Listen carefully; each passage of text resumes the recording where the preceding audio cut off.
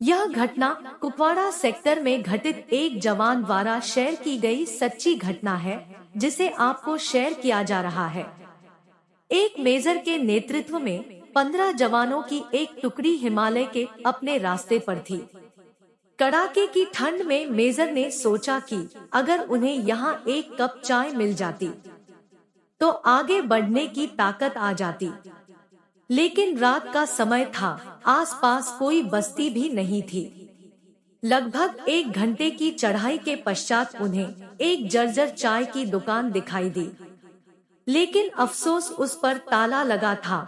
भूख और थकान की तीव्रता के चलते जवानों के आग्रह पर मेजर साहब दुकान का ताला तुड़वाने को राजी हो गए।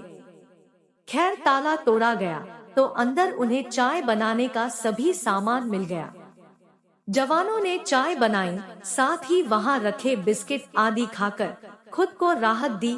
थकान से उबरने के पश्चात सभी आगे बढ़ने की तैयारी करने लगे, लेकिन मेजर साहब को यूं चोरों की तरह दुकान का ताला तोड़ने के कारण आत्मग्लानि हो रही थी। इसलिए उन्होंने अपने पर्स में से 1000 का नोट निकाला और चीनी के डब्बे के नीचे दबाकर रख दिया तथा दुकान का शटर ठीक से बंद करवाकर आगे बढ़ गए।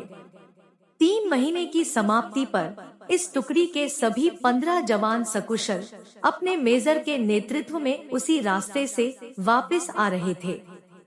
जवान रास्ते में उसी चाय की दुकान को खुला देखकर वहां विश्राम करने के लिए रुक गए। उस दुकान का मालिक एक बूढ़ा चाय वाला था, जो एक साथ इतने ग्राहक देखकर खुश हो गया और उनके लिए चाय बनाने लगा। चाय की चुस्कियों और बिस्कुटों के बीच वो बूढ़े चाय वाले से उसके जीवन का अनुभव पूछने लगे, खास तौर पर इतने बीहड़ में दुकान चलाने के बारे में। बूढ़ा उन्हें कई कहानियां सुनाता रहा और साथ ही भगवान का शुक्र अदा करता रहा। तभी एक जवान बोला, बाबा, आप भगवान को इतना मानते हो, अगर भगवान सच में होता तो फिर उसने तुम्हें इतने बुरे हाल में क्यों रखा हुआ है? बाबा बोला, नहीं साहब, ऐसा नहीं कहते भगवान के बारे में। भगवान तो है और सच में है, मैंने देखा है। आखिरी वाक्य सुनकर सभी जवान कौतूहल से बूढ़े की ओर देखने लगे। बूढ़ा बोला, साहब, मैं बहुत मुसीबत में था।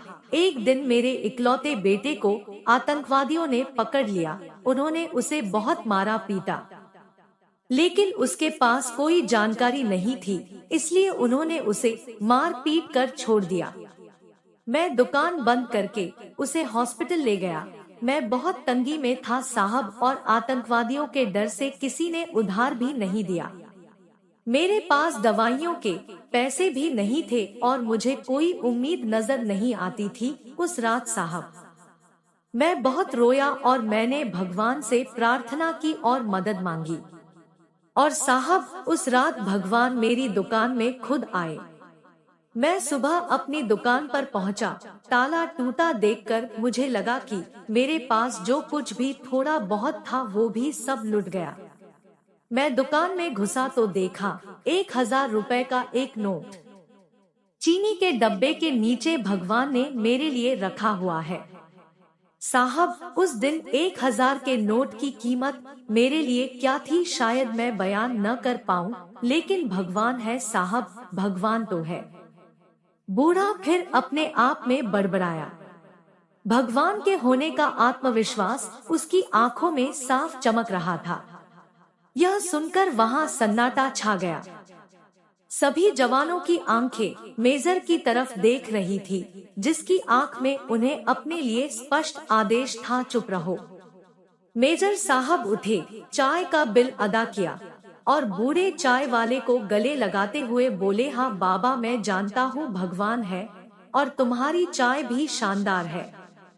और उस दिन उन 15 जोड़ी आंखों ने पहली बार मेजर की आंखों में चमकते पानी के दुर्लभ दृश्य का साक्षात्कार किया।